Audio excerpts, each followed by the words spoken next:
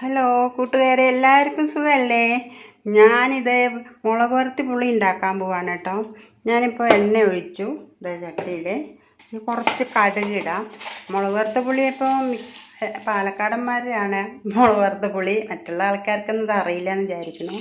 അപ്പോൾ എല്ലാവരും നോക്കി പഠിച്ചോളൂ, നല്ല ടേസ്റ്റാണിത്. നമ്മൾ ചെറിയ ഉള്ളി, പച്ചമുളക്, വറ്റൽ മുളക് കേട്ടോ, വറ്റൽ മുളക് ഇടുന്നു. പിന്നെ കുറച്ച് ചെറിയ ഉള്ളിയും പച്ചമുളകും കൂടി ഇടുന്നുണ്ട്.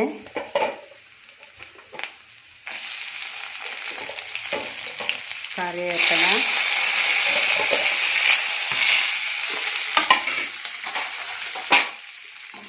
ഇതെല്ലാം ഒന്ന് വഴഞ്ഞ് വരുമ്പോൾ പുളിവെള്ളം ഒഴിക്കുക. സിമ്പിളാണ്, ഇത് പെട്ടെന്ന് ഉണ്ടാക്കാം, നല്ല ടേസ്റ്റാണ്. ചൂട് ചോറും മുളക് വറുത്ത പുളി. ഇതിനകത്ത് കുറേ നുള്ളു മഞ്ഞൾപ്പൊടിയും കൂടെ ഇടും. ചിലവർ മഞ്ഞൾപ്പൊടിയൊന്നും ഇടുന്നു ഞാൻ കണ്ടിട്ടില്ല. ഇനി ഞങ്ങളെ പാലക്കാട്ടിലെ തറവാട്ട് പുളി എന്നൊക്കെ പറയും കേട്ടോ. നല്ല നമുക്ക് പെട്ടെന്ന് ഉണ്ടാക്കാം. എനിക്ക് ഇതാണ് കേട്ടോ കറി. പിന്നെ ഇനി കുറച്ച് പുളിവെള്ളം ഒഴിക്കാം. ഞാൻ ഈ വീഡിയോ ഫോണ് കൈപ്പിടിച്ചിട്ടാട്ടോ ഇടുന്നത്. പിന്നെ പുളി പുതിയ പുളിയാണ്, പഴയ പുളിയല്ല.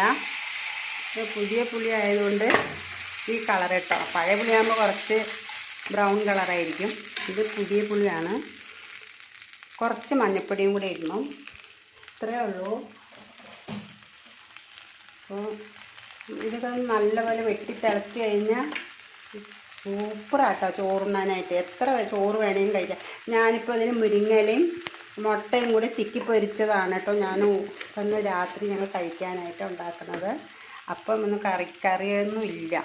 അപ്പോൾ ഇന്നിപ്പോൾ ഈ കറിയാണ്. കുറച്ച് ഉപ്പിടാം.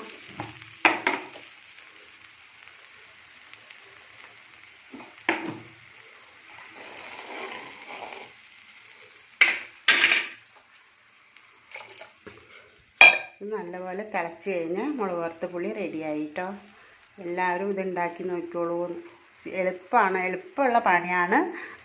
നമ്മൾ ചോറ് ഇഷ്ടം പോലെ കഴിക്കും, വയറ് നിറച്ച് കഴിക്കും. അതുകൊണ്ട് നിങ്ങൾ ഉണ്ടാക്കി നോക്കണേ. മുരിങ്ങയില ഇട്ടിട്ടുള്ള മുട്ട പൊരിക്കലാണ്.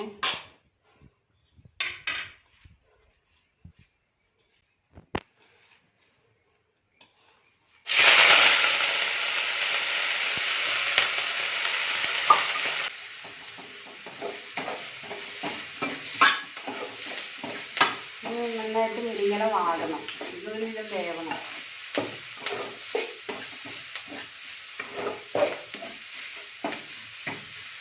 മുട്ട, മുളക് പൊടി, ഉപ്പ് ഒക്കെ കൂടി ചേർത്ത് അടിച്ചതാക്കാം.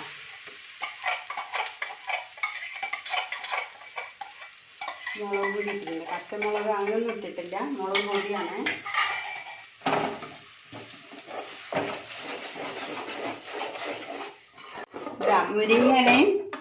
മുരിങ്ങയിലയും തേങ്ങ, മുട്ടയൊക്കെ കൂടി ഇട്ടിട്ടുള്ള മുട്ട ചിക്കി പൊരിച്ചത്. ഇത് മുളക് വറുത്ത പുളിയാട്ടോ.